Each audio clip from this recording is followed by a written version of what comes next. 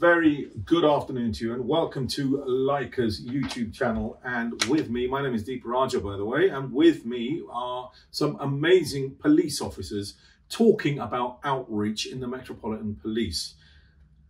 Working alongside their colleagues every day, they look for people like you, like me, like others, to make sure that the recruitment out there is as diverse and as possible and as healthy as possible. With me is Sergeant Yusuf Mehdi from Kensington Police Station and PC Sobia Seher from Wimbledon Police Station. A very good afternoon to you both. Afternoon. Good afternoon. Thank you for coming on to Lyca YouTube's videos and excellent talks. I'm going to start with you, Sergeant, isn't it? Sergeant Mehdi, you've got to excuse me, I'm not used to being in the presence of a sergeant. What does a sergeant do, first of all, and where are you based? So I'm a police officer. I've been with the Met for the last 19 years. I'm a sergeant and I work in outreach unit, which is all about recruitment and engagement. Okay, and carrying on, you are now in charge of the Met's outreach program. Can you tell me what the outreach program is about, please? First of all, I'm not the in charge. I wish I would be. Okay. So what is your role with the outreach program? I am responsible for West area and Central West areas. So that includes 6 boroughs. You've got Hammersmith and Fulham, you've got Kensington and Chelsea, you've got Hillingdon, Ealing, and Hounslow. So these are the area where we do the events. The outreach aim is all about building trust and increase confidence, especially within the communities where the trust has been low. We also have to inform the communities about the fantastic opportunities we have to offer, the Met has to offer. We are inspiration for the communities because when we go out there, we are representing our communities to be the change they want to see. Support our existing candidate as well. So when they have shown the expression of interest, we support them in the recruitment process. Excellent. So, you know, these outreach events, obviously, as you were saying, they're in the southwest, all over London. Where can I find them? Where can people find those? So we have events all across London, and it's not like a specific area or specific place. We go to the faith places, we go to Gurdwara, we go to temples, we go to the mosque, we go to the churches, synagogue, you name it. We go to the shopping malls. What we do is we have a strong, we make a strong relationship with the community leaders and the key influencers. That's the keys. We have to identify those key influencers. We make a broad network. And once we do that, we go within the community and do all the recruitment events. Can I ask, what would be a typical scenario of an event? What would be? Okay. So there I am. I'm in a mosque. Do I just come up to you and say I'm interested, or will you speak to me? How does it work? Okay. So we go and speak to the imam of the mosque, and we say, let's say, well, the mosque is busier on Friday prayers. So we have got people coming on Friday prayers in the morning, in the afternoon, during the prayers, and after the prayers. So what we do is we have a stall. We've got a table. We've got a Metropolitan Police banner. We've got our giveaways. We have got booklets of recruitment pathways. We've got lots of giveaways as well. So just to attract them and just to come and speak to us.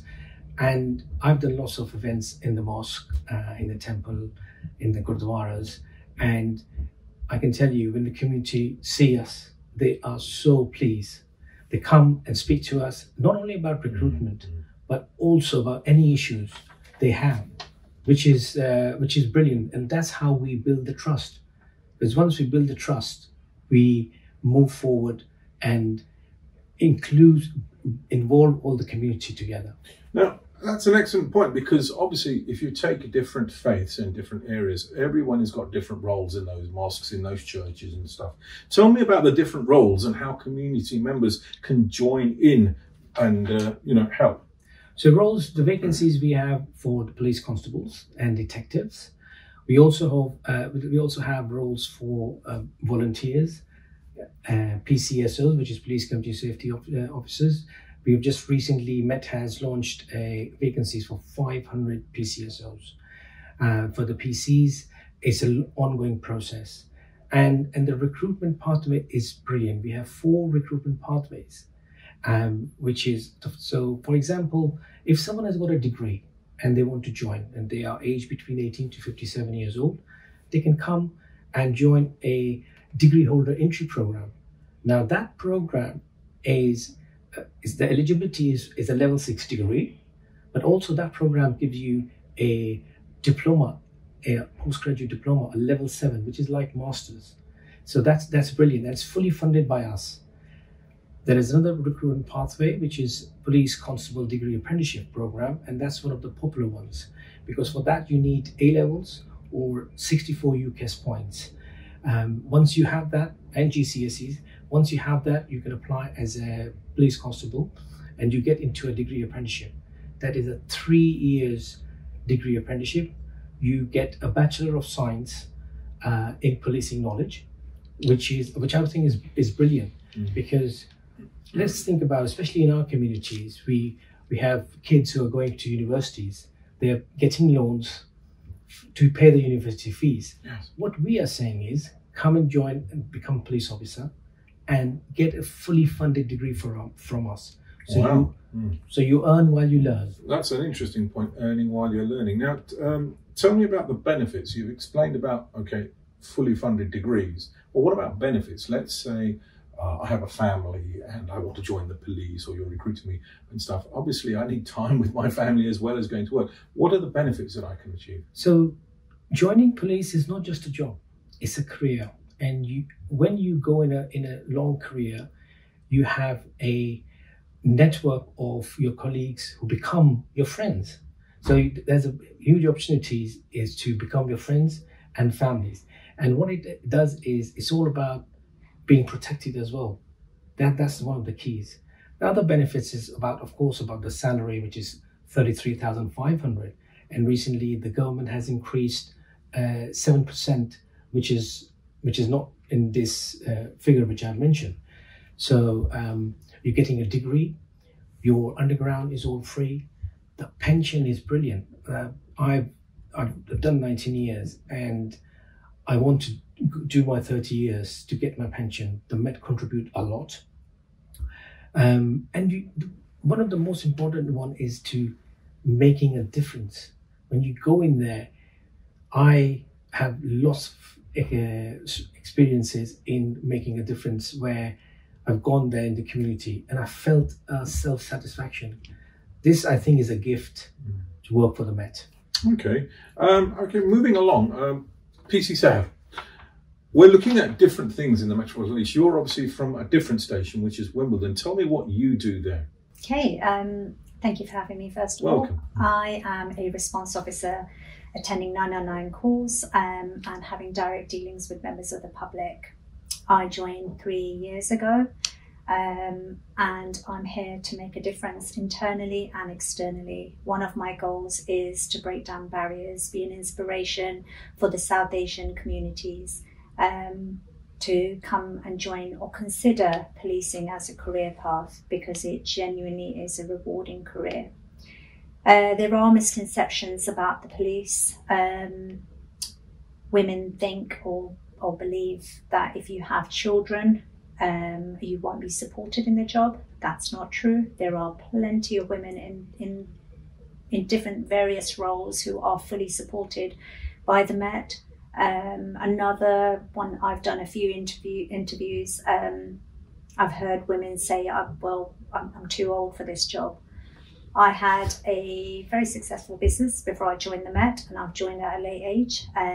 Age is just a number. Honestly, apply for one of the roles and see where this career takes you.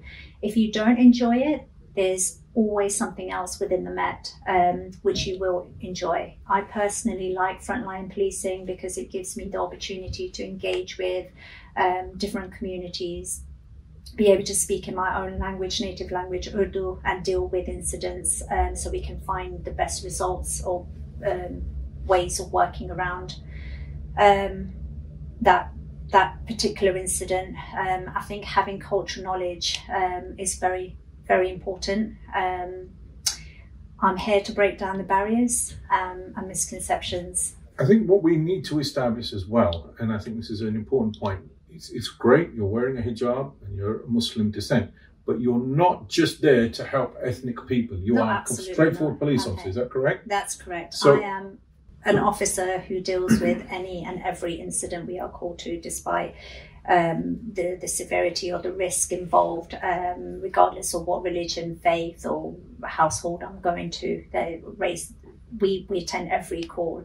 I think me wearing a hijab has been very powerful because people are appreciating me knocking at their door and helping those particular victims, because we've got to remember when they call us, they are probably having the worst day of their life.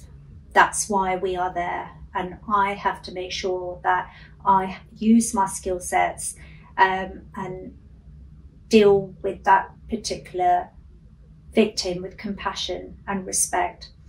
Even if I'm arresting someone, it's my duty and my responsibility to treat that particular person with respect, despite what they may have done. Do you think that when you were talking earlier about motivation, and especially to younger people and females, do you think that perhaps wearing a hijab, perhaps even having a non-English name, shall we say, allows you to motivate others or be an inspiration yourself to others to come and join the Metropolitan Police Force? Yeah, absolutely. Has that made a difference? Maybe you've been approached in the street and said, oh, with a name like that, I've got an unusual name, I want to join the police as well. Do you find this? So it's not the name itself. I think it's just the fact that I wear a scarf, and that's out of the norm. As you know, most women from our culture don't actually choose policing as a career path. And for the last 3 years, I've actually been trying to look for answers. Why is it that women don't want to join policing? Is it because it's a risky, especially frontline policing? Is it because it's a risky job? Or is it because they just feel that Met aren't recruiting people from underrepresented groups?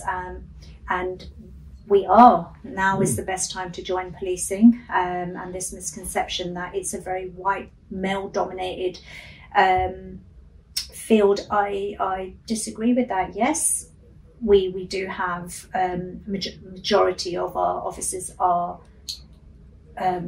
male. However, we have plenty of female officers. I am unique to the service, and I take pride in that. And I always ask myself, what is it that I can do to contribute for the organisation I work for and for the city that I serve? And I think having a diverse workforce helps us to deal with incidents better. So the question is, if I wanted, or if any of my listeners wanted to find out a little bit more about the Metropolitan Police in terms of perhaps recruitment or just general information, i.e. what's it all about, how can they do that? So the first step is to scan the QR code. Once you scan the QR code, it will take you to our website where you register your details. So you have to enter your email address and your password. And once we get your details, we then invite you for insight sessions. In those insight sessions, they are online, they are in persons. Sometimes insight sessions are in NSY as well. So you get an opportunity NSY, I'm going to stop you. What does that mean for my listeners? Even I don't know what that means. Apologies. It's New Scotland Yard. New Scotland Yard. So we invite the expression of interest candidates to New Scotland Yard for insight sessions, where you will be talking to lots of other police officers who will be giving their work experiences and talk about the recruitment process, the different pathways. The other one is you can also go and find information on Met_Connected.